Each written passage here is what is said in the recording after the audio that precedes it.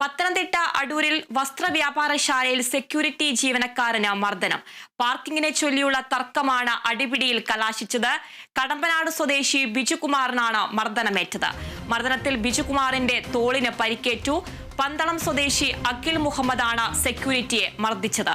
ഇയാൾക്കെതിരെ അടൂർ പോലീസ് കേസെടുത്തു. മർദ്ദനത്തിന്റെ CCTV ദൃശ്യങ്ങൾ കേരള വിഷൻ ന്യൂസിന് ലഭിച്ചു.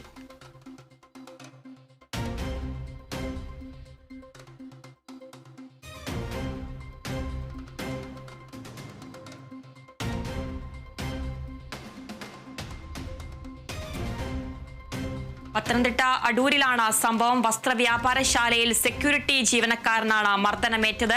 പാർക്കിങ്ങിനെ ചൊല്ലിയുള്ള തർക്കമാണ് അടിപിടിയിൽ കലാശിച്ചത്. കടമ്പനാട് സ്വദേശി ബിജുകുമാറിനാണ് മർദ്ദനമേറ്റത്.